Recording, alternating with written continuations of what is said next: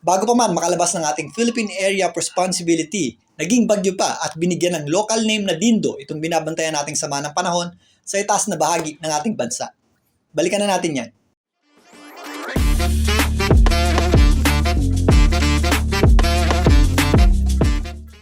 Welcome po muli sa Philippine Weather Trivia. Again, para po sa mga bago sa channel na to, ako nga po muli si Alvin Pura, isang meteorologist at ang inyong weather tito.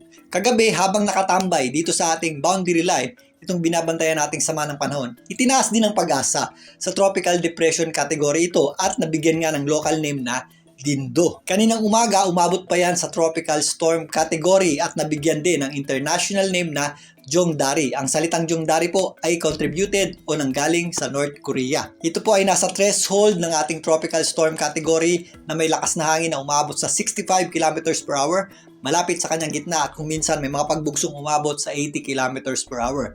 Kaninang alas 8 ng umaga, nakalabas na rin agad ito ng ating Philippine Area of Responsibility. Bagamat umabot sa tropical storm category, sa kasalukuyan hindi natin ito nakikitang maging isang malakas na weather system pa. Nakikipaglaban na po yan do sa ating tinatawag na vertical wind shear o yung hangin sa itaas na bahagi ng ating atmosphere na bumabangga sa bagyo. Kung papansinin nyo itong ating satellite image, ito nga po yung kanyang gitna or center. Nandito sa katimugang bahagi ng Japan, nasa labas ng ating Philippine Area of Responsibility.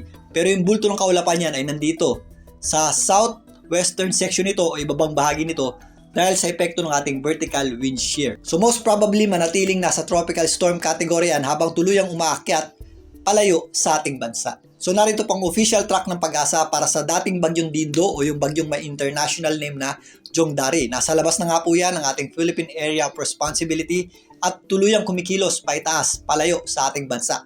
Wala po yang magiging direktang epekto sa anumang bahagi ng ating bansa maliban sa bahagyang paghila o pagpapalakas ng ating habagat or southwest monsoon. Sa ngayon, umaabot ng bahagya yung ating habagat or southwest monsoon dito sa extreme northern Luzon, dyan po sa may area ng Batanes. Posible po yan magdala ng maulap na panahon at mga mangilang-ilang kalat-kalat na pagulan or thunderstorms. Mananatiling maliwalas naman ang panahon natin at magiging mainit sa tanghali sa malaking bahagi ng ating bansa.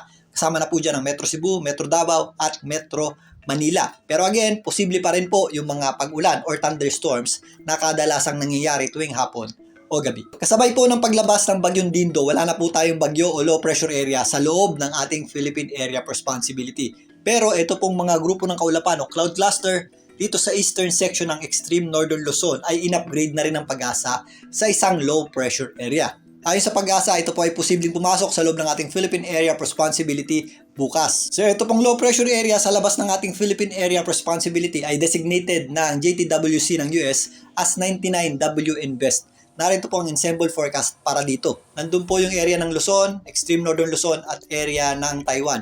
Ito po yung ating binabantayang sama ng panahon sa labas ng ating Philippine Area of Responsibility. Base dito, hindi po natin ito nakikitaan ng significant na paglakas in the next few days. Kung hindi man ito malusaw, posible lamang po itong sumunod dito sa dinaanan ng dating bagyong Dindo. At again, ito po yung kanto ng ating Philippine Area of Responsibility. Hindi po natin ito inaasahang lumapit o dumikit man lang sa anumang bahagi ng ating landmass or kalupaan. Wala po itong magiging direktang epekto sa anumang bahagi ng ating bansa. Mananatiling maaliwalas ang panahon natin sa mga susunod na araw. Muli, ito po ang inyong weather tito para sa Philippine Weather Trivia.